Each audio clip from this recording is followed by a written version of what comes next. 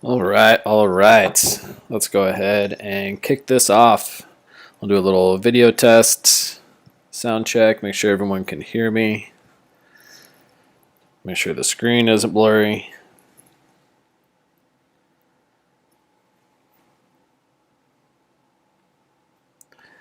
Obviously, I know there's a little bit of a delay, so I'll give everyone a moment here.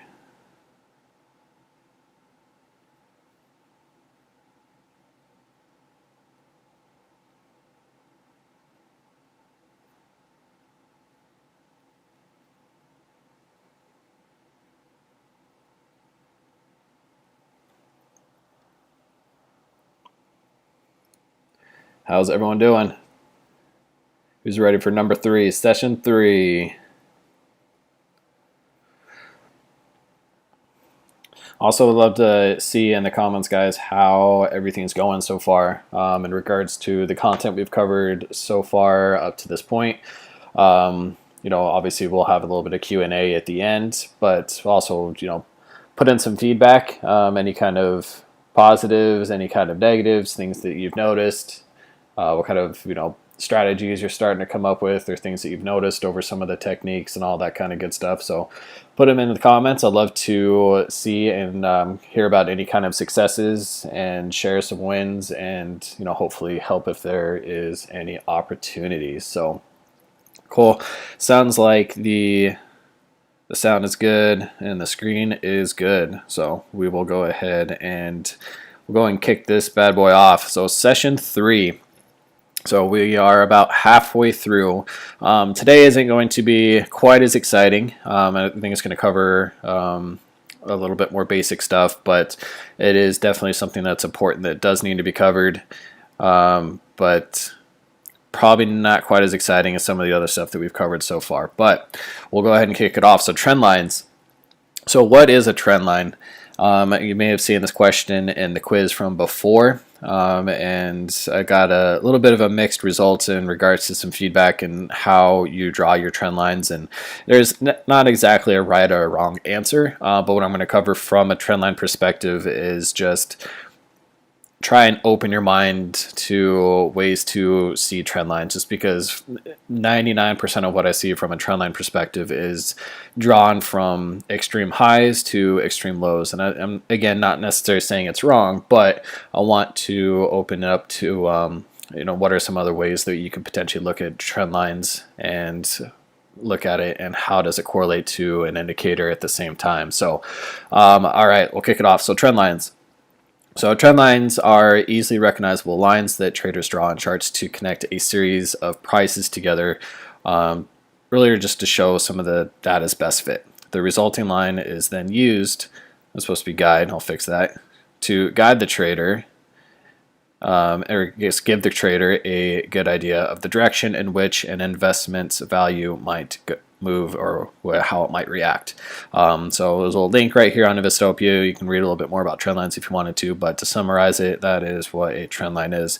And over here is a pretty good example of just really what I see from a trend line perspective of how everyone draws a trend line. Again, it's from a high to low. And again, like I said, it's not wrong, but let's see what other kinds of trend lines and other opportunities there are to look at everything. All right, so horizontal trend lines. So horizontal lines are commonly used as technical analysis to highlight areas of support where the price stopped falling and then bounced on prior occasions, or resistance, which is where the price stopped rising and then proceeded to fall on prior occasions as well. So horizontal trend lines are another piece that you want to pay attention to, and you may see it in some common charts or some other technical analysis out there, but I'll show you guys how to identify them and how to put it on. It was actually kind of funny that I was making this chart right here, and this little dotted line, that's where I would put the trend line, and then when I took the screenshot of this particular picture, you can see the dotted line through the purple line. That's exactly where the price action was. So it's kind of funny how perfectly it lined up at the time whenever I was putting in that trend line. So again, another link in regards to look at some additional trendline pieces. And then we have hidden trend lines. So basically, a hidden trend line is going to be a trend line that isn't necessarily based off of extreme highs or lows. It doesn't necessarily going to be a horizontal trend line. It can be, but it's going to play a role throughout a further history of price. So you can see on a lot of these different lines, I'll look at this piece on a chart as well. But you can kind of see just how many touches and how much of an impact some of these trend lines have had on the price action as it's gone through and moved, which, you normally wouldn't necessarily think that it would have, just because something played a price back in 2017 doesn't necessarily mean that it won't play an impact on price going into 2019 or 2020, especially when you're looking at some of the daily charts. Okay, so we'll look at some hidden trend lines, and then also look at how to do a trend line on some indicators. And yes, you can draw trend lines on indicators, whether it's the derivative oscillator, the composite index, and again, this is on a daily RSI. You can do it also on down to a 15-minute RSI at the same time. And we'll cover a couple pieces on that as well, and then we'll just cover a couple pieces on some risk management. Let's see.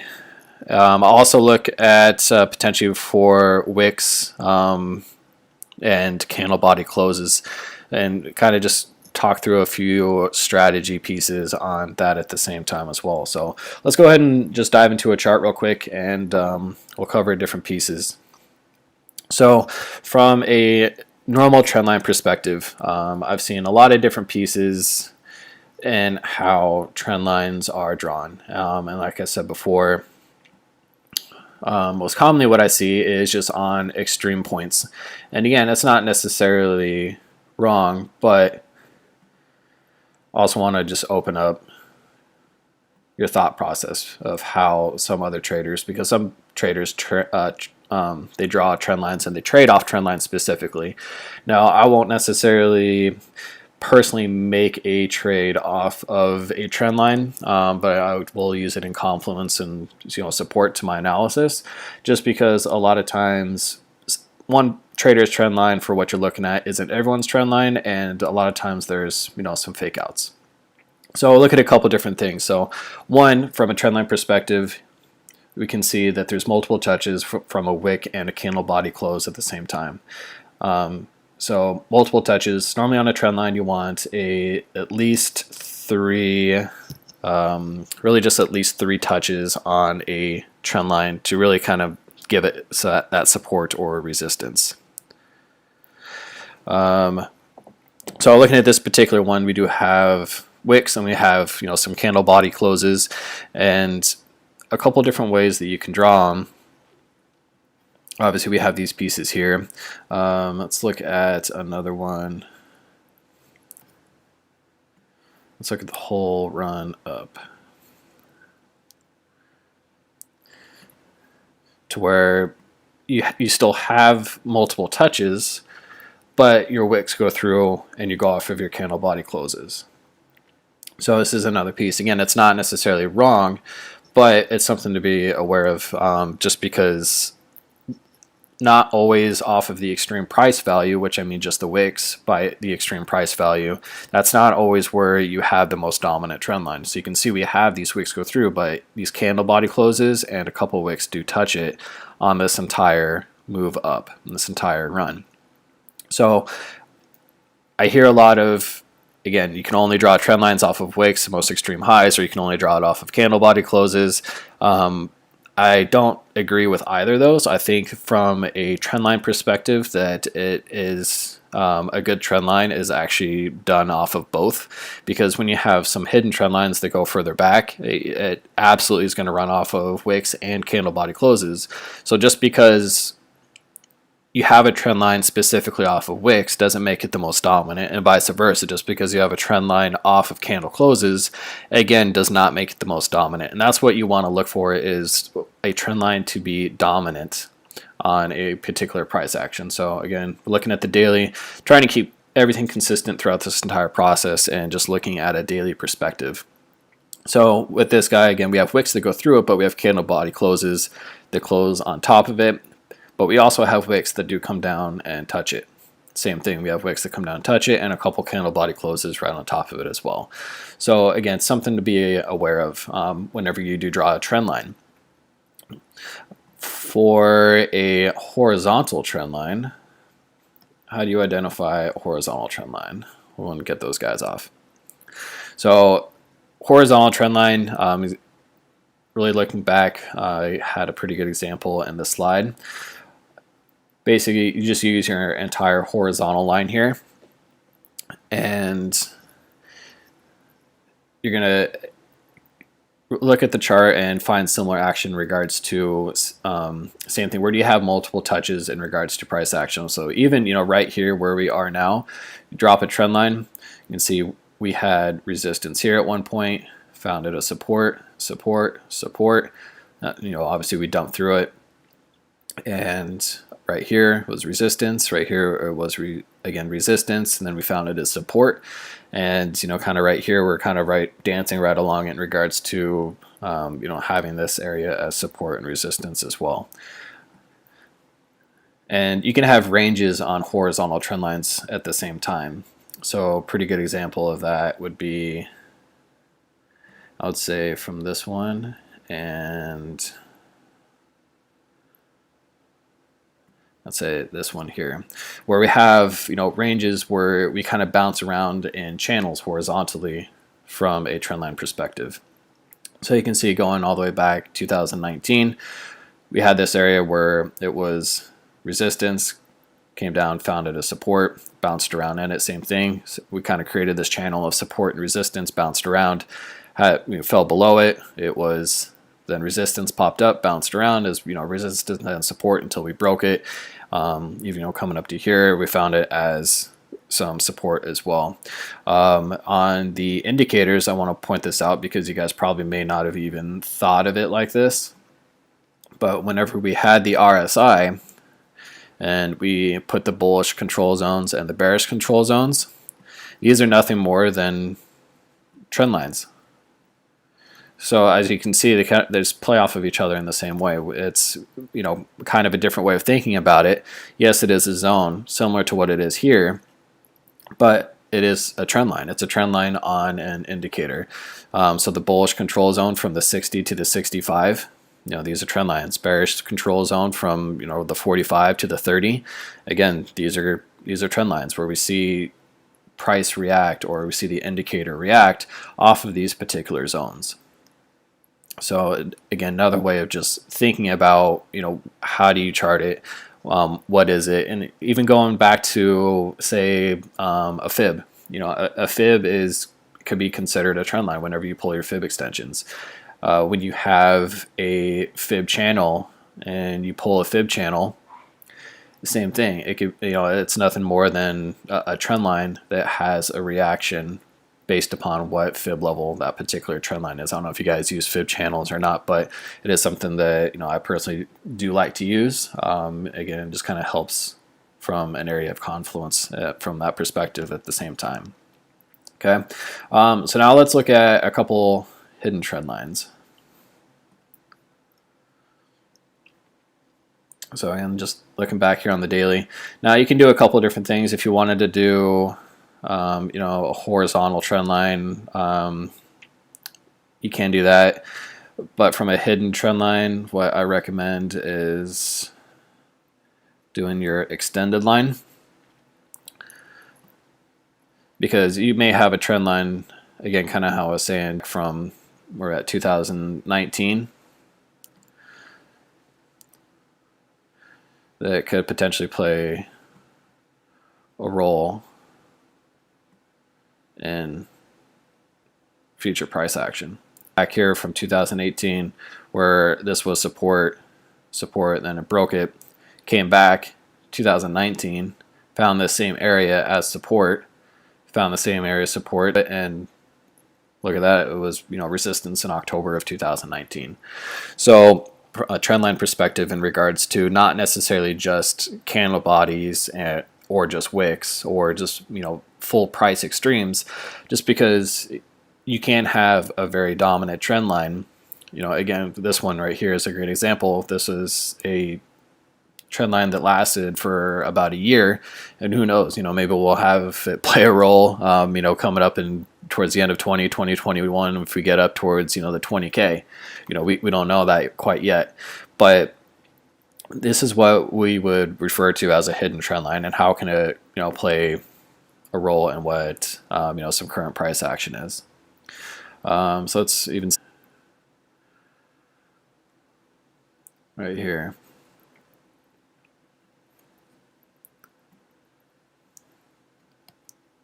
Maybe not quite.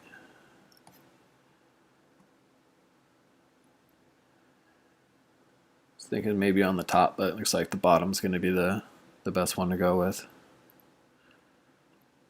Obviously, this is a pretty strong trend line back here in 2019. Probably never thought that this same trend line from 2000 in December of 2019 going into May of 2020. Where we just played off of that same trend line that dates back all the way back to March of 2019. So that's what I mean by hidden trend line, is just you draw a trend line back on a chart, and even going back to some of the all-time highs, looking at from where we were up at basically 20K. Again, looking at just price extremes. No one ever thought in 2017 that we were going to have a trend line that's still playing a role in 2020. So that's what I mean by a hidden trend line. So when you go back and you look at some of these hidden trend lines, and it's just interesting to look at from a higher time frame, how something from few years ago is still playing an impact potentially on how people are trading the charts today and how they are doing their technical analysis. Because the whole, I guess, the idea of this masterclass is, first of all, I want you guys to be familiar with some technical indicators, some technical analysis, but also want to just hammer in a bunch of different strategies and ways to look at charts, because there's people that trade specifically off the RSI. There's people that trade specifically off the CB index. There's people that trade specifically off trend lines. And the more you can know about the market, the more you can kind of understand how the price is going to react off of certain points. So you won't necessarily always have a trade set up, utilizing every single one. But when you look at charts and you start to do a little TA and you start to put some technical analysis on there, it's important to know how the rest of the market is going back and looking at a bunch of different pieces of technical analysis.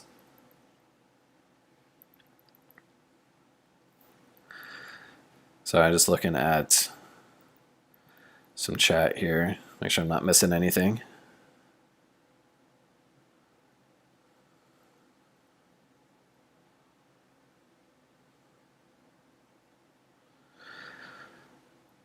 Let's see, Crypto BG. So you're ignoring the wicks on the higher time frame.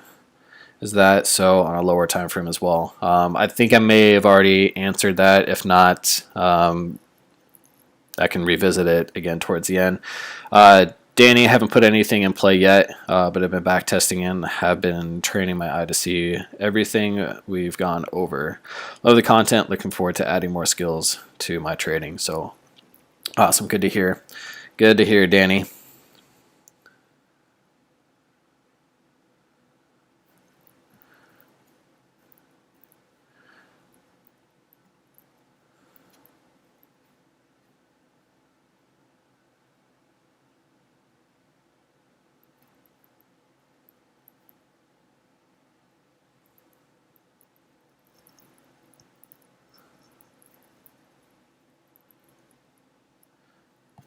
I've got a bunch of spins on my end, so hopefully you guys are able to see everything. Hopefully I didn't lose you like 15 minutes ago and not realize it.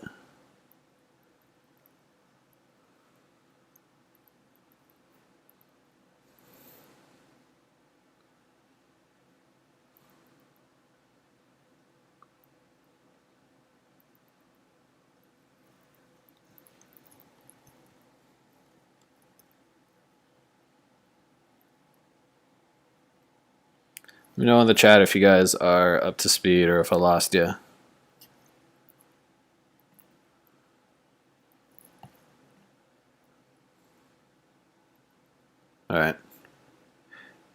Perfect. Thanks, Retro Life. We appreciate it. It's getting some fuzziness. So, all right. So trend lines. Any questions on trend lines? I'll kind of open it up before we dive into a little bit of risk management and looking at some trend lines on some indicators.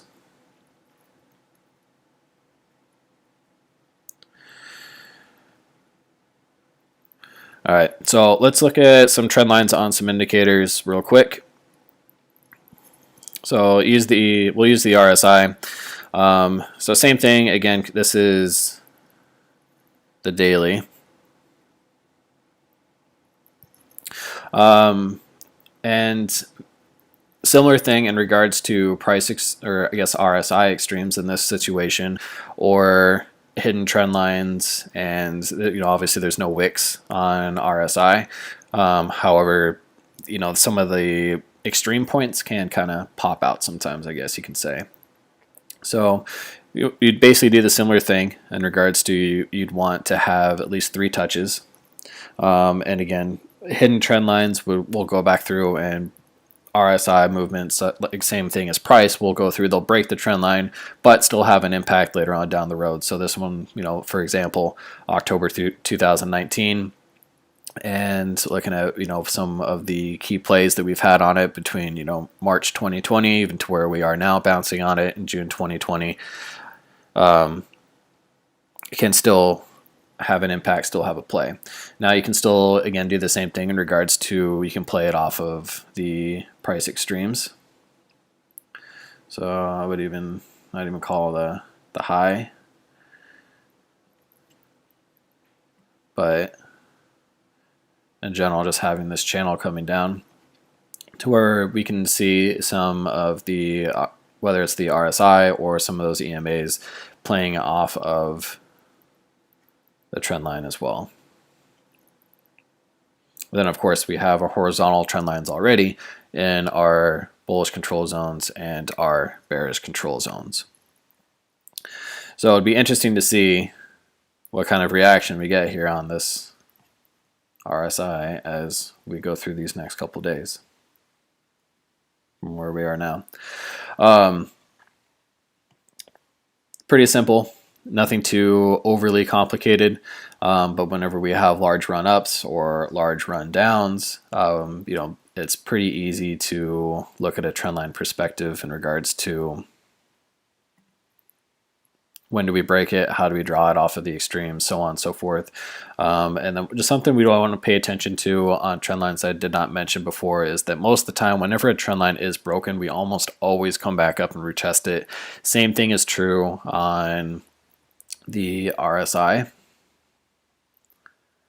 So a great example of that is this run up right here.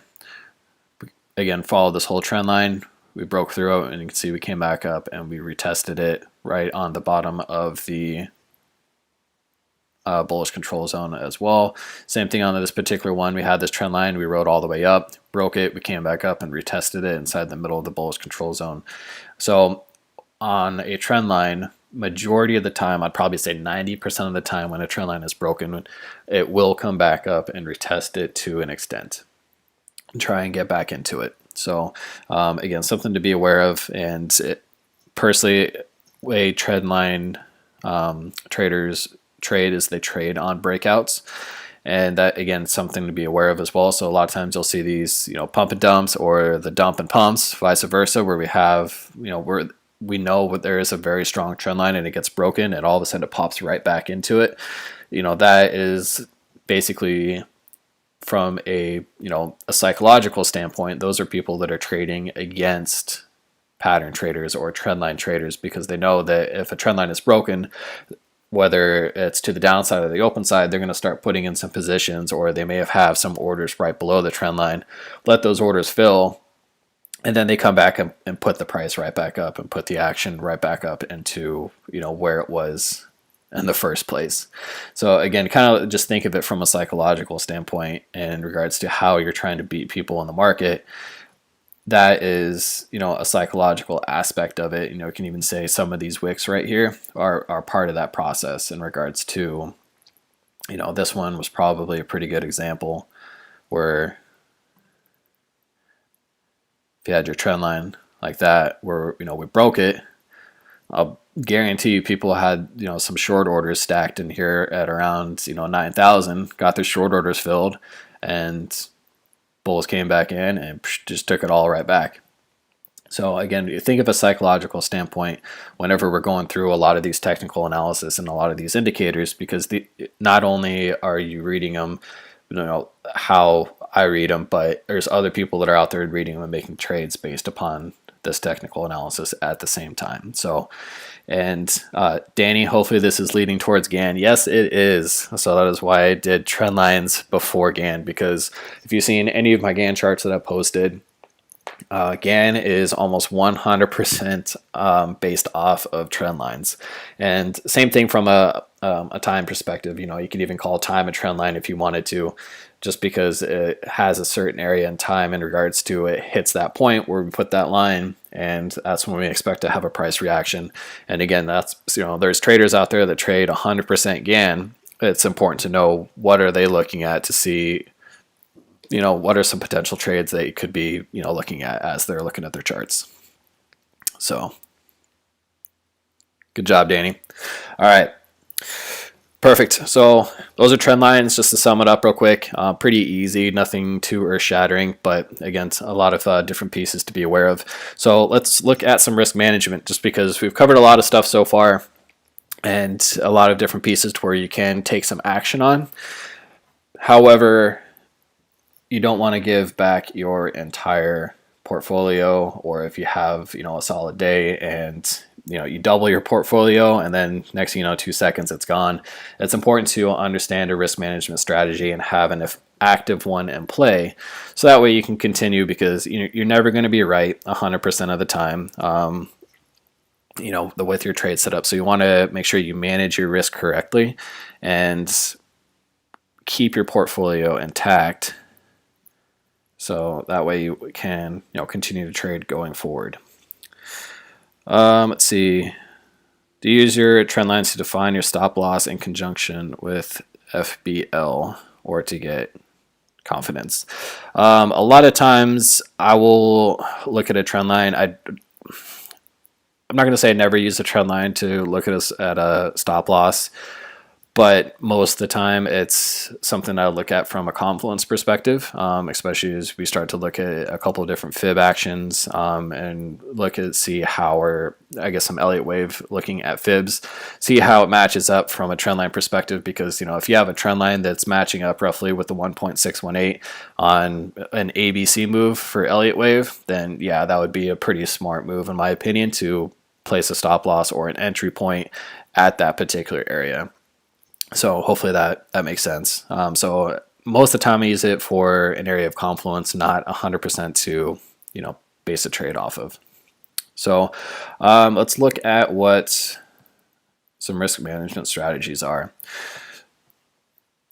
All right, so we have this one. I'm sure some of you guys are actually already pretty familiar with this one, and it's actually a great one. This is actually one that the Crypto Hippo sends out, and another one that he personally uses. So I'll just go through it real quick. So really what you're going to do is just calculate your position size based off of where your stop loss is placed. So I want to stress that before you jump into a position, you should have a trade setup already planned out. You should have an entry point and an exit point. Where is your invalidation point, and use that to go forward. Just because if you're not, if you don't have it all planned out already and you're just jumping in and saying, we'll see where this thing takes me, you might as well go to the roulette table and put it on 33 black. So you should have a setup already put in place in regards to what is your invalidation point, where is my take profit, and kind of go from there. And that's where we'll get a little bit more specific in regards to Elliott wave, but you can use those other indicators and some of the other things I've talked about before in the past in regards to watching it bounce off of the bullish and the bearish control zone. Look at potential different pieces from an indicator standpoint. Whether it's the RSI or a divergence play, matching it up in confluence with a trend line.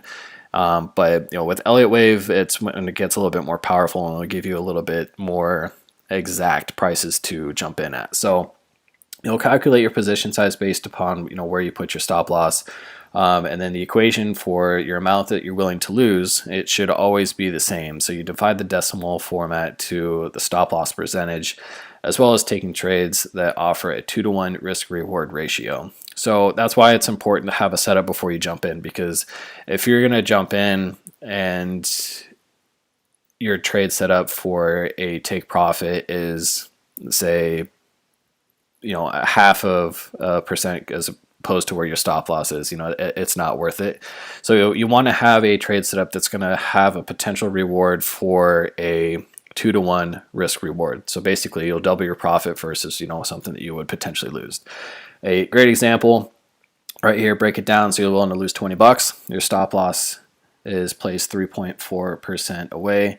Decimal format for the stop loss is 0.0534 with a position size of $374. That will give you your overall position size for you to lose 20. And everyone's risk is going to be a little bit different. So this is, again, just an example of how you would be able to calculate it using the different numbers. So if the same amount is being risked in a trade, then keep the ratios balanced, but it's always best to make money and lose nothing. So when you lose money, you now always have to go back and you have to make up the loss, putting in twice, sometimes more of the effort, especially if you're feeling really confident and you have a nice trade and you double your portfolio in a matter of 2 days and you go all in because you can't lose, and next thing you know, your entire portfolio is gone. I know that's happened quite a few times to a lot of different people out there, so that's definitely something you don't want to do.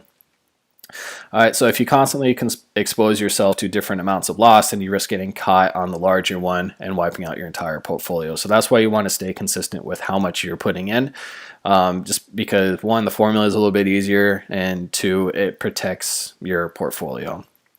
So stop loss is always placed at the best strategic level, kind of how I talked about before in regards to looking at invalidation targets, invalidation zones for your entire trade setup. What most people do is place their stop loss where it seems like a small loss percentage or dollar-wise above previous low or high, and not the best strategic spot. So you do want to make sure that you're being strategic with it. Great example is when the hippo talks about his expanded B pocket on these ABCs. Great example is actually right here in the picture where we had that first dip down, and let's see, it was probably right about 10K in that particular picture. And then next we dipped right back through it and pumped right back up. So it's not always high or below the prior low, just because a lot of times it is just a potential expanded B pocket.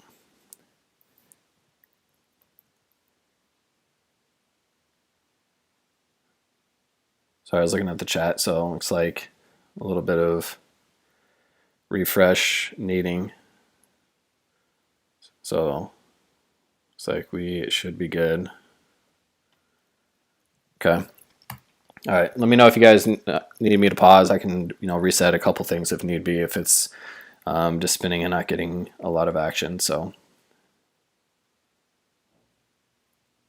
All right. So another risk management strategy is the 1% rule. And I'll go through a couple of different examples on this piece, but basically at no point in time are you ever risking more than 1% of your entire portfolio. So the 1% rule means that you never risk more than 1% of your account value or any given position. This is 1% often means equity and not borrowed funds. However, this can be used in such a way that leverage can be deployed, but the loss automatically stopped out if it hits 1% of the net liquidation value to your account. So example, if you have 20,000 in your account, this means either one of the following below. No position can be greater than 1% of the account value, even if that includes borrowed money such as leverage. In other words, position has to be limited to $200 of whatever instrument is being traded, or with a leverage can also be employed such as the position is greater than $200 in value, but the stop loss on the trade is set such that the monetary loss cannot exceed this.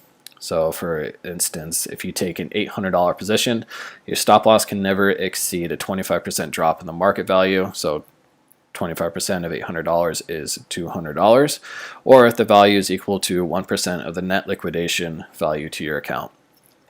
So we kind of see a couple examples in these guys. So there is these position calculators that's on TradingView. I'll pop it up after we go through a couple of these slides just so you can see them. I don't know if you guys are familiar with them, but it helps to look at in regards to your risk to reward ratios, and you can put in a couple of specific numbers and so on and so forth. But with this example here, it is specifically on Bitcoin. And I have another one on a smaller coin as well, just to look at a couple different examples. So let's say that your stock or your whatever equity it is that you're looking at trading has a trading price that's around 9,500. You want to go long at about 9,500, take your profit at 10,000. Your stop loss is at 9,300. So the account value, again, $20,000, just using a round number for example. How many shares could you theoretically buy to keep the 1% rule in place? So at that point, you would then determine how much you're allowed to lose on a given trade. So again, keeping that simple, $20,000, 1% is 200. So the maximum loss you can achieve per share is the difference between where you get in and where your stop loss is. In this case, the difference is $200. 9,500 minus 93, that's where your stop loss is. So you take your maximum loss amount and divide it by the maximum loss per share. 200, obviously divided by 200 is 1 share. Pretty simple math, trying to keep it simple on that one as an example. Next one will get a little bit more complicated. Cool, makes sense? All right, so this one did XTZ, so it was a smaller number, but we still kept the same account value. So I'm not going to go through the entire thing in detail, but let's say that it was trading around $3 and it's at $2.50 and you want to take the profit at $3.10. Stop loss is at $2.40. Again, $20,000 account value. 1% of $20,000 is 200. So the maximum loss that you can achieve per share is the difference between where you get in and where your stop loss is. So you have to have your stop loss calculated first. You have to have your stop loss zone identified first before you would do this. So you would take your difference, which is going to be 10 cents because our stop loss was at 240. We're entering in at 250. So then you take your maximum loss amount divided by the maximum loss per share. So your $200 divided by 10 cents. So you could buy 2,000 shares of XTZ. So hopefully that makes sense.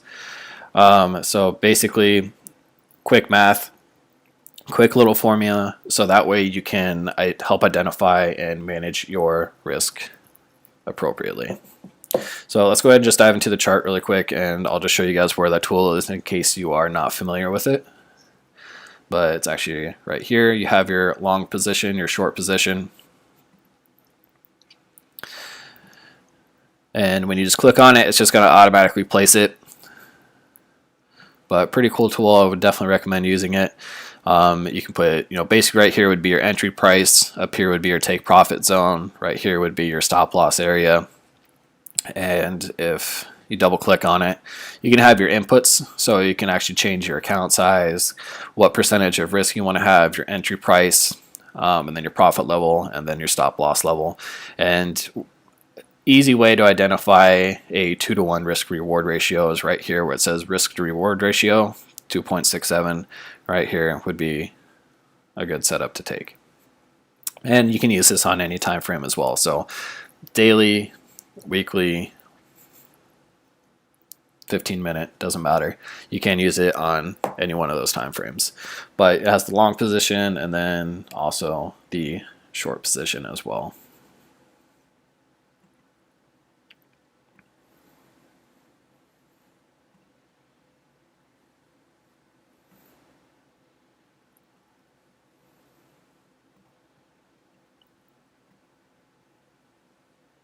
So same thing, just different, just opposite.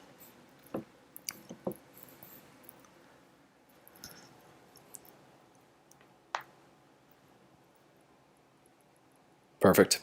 All right. So that is all that I have for today, guys. Covered trend lines and a little bit of risk management.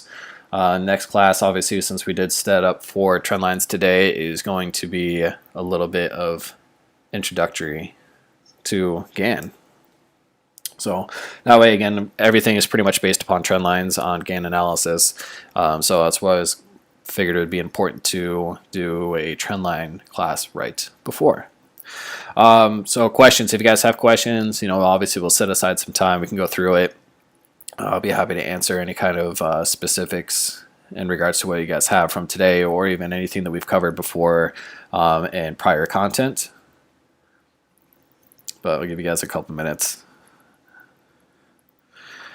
Holger, 4-to-1 ratio in my example.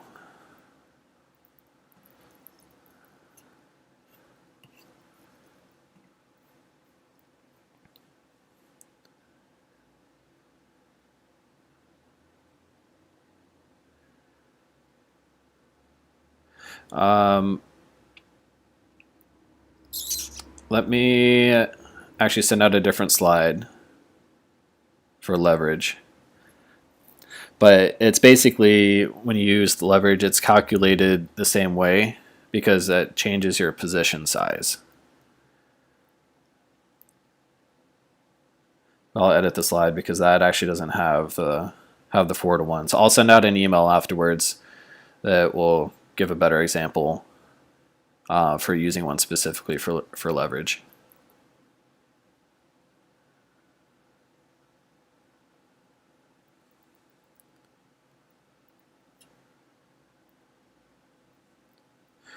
Let's see. Can trend lines also be applied to the CB index indicator from your previous class? So the CB index, yes, it can. Does it go back as far as the RSI? No. So let me pull it up real quick.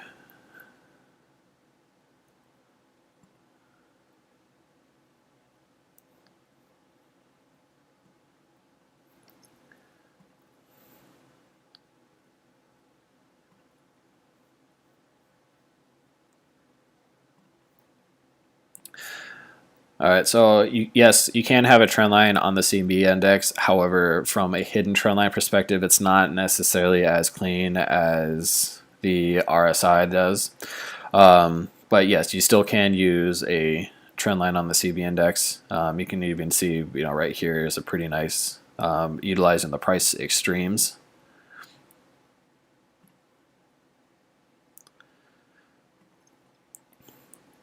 So you can definitely utilize the CB index from a trend line, just not as common for the hidden trend lines to have a role like it does on the RSI, just because the CB index moves around so much because there's no limits, but you can draw trend lines on them as well. It works a little bit better on some of the smaller time frames.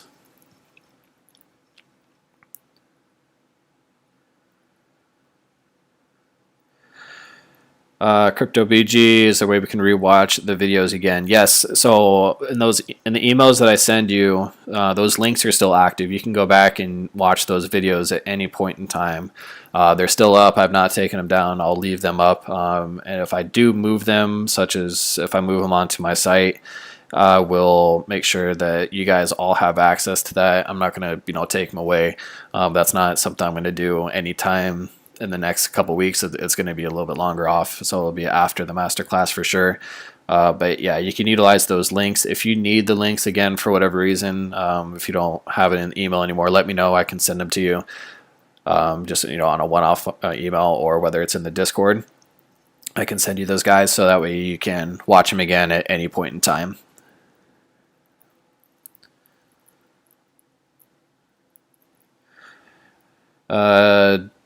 Danny, GAN next week. I do plan on having GAN next week. However, I do want to tell you guys as a heads up, I do have a little one due in the next week or two. So Just FYI, in case I need to move a class. Hopefully not, but obviously something I can't exactly control.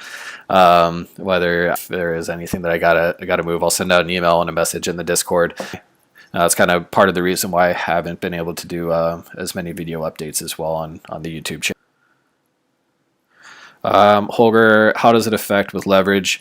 So with leverage, basically you would still just want to calculate your leverage. That'll have the math on there. But it's still, you want to calculate it overall off of your position size. So whatever your entry price is with the additional leverage that you have, you would still calculate it the same way because the leverage would change your position size. And then you would utilize that with the same formula that you have on your stop losses or your take profits for your 2-to-1. So the formula is still the same. You just need to have your overall position size calculated beforehand before you jump into it. So what else? What other questions? But like I said, I'll get that email out with a slide specifically for an example on leverage. Any other questions? Besides, is this thing going to go to Hades or are we going to the moon? I think that's the biggest question at the moment. Who says it's going to Hades and who says we're going to the moon? Who's got the moon boots on?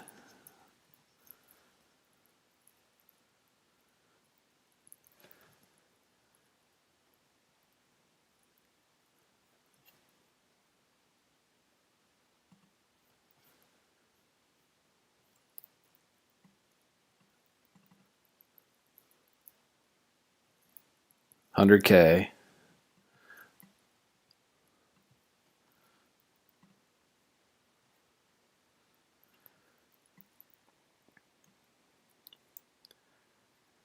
Oh, Hippo's got a 100K account out there.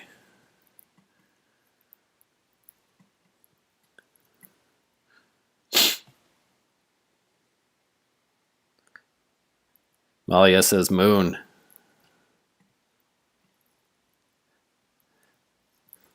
Gotta do something. I've been dancing around the same area for too long.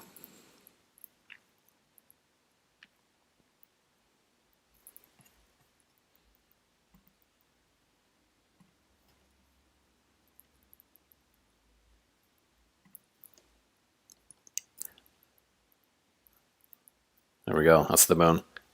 Cool. All right, guys. Doesn't look like we have any other questions or anything at the moment. So, again, appreciate the support, guys. Appreciate the interaction, and I'll see you guys in the Discord. Again, if you guys have any questions, make sure you guys, shoot me an email, shoot me a DM in the Discord, whatever the case may be, and I will get back to you as soon as possible. But until then, protect your capital, and protect your capital. Have a great day, guys.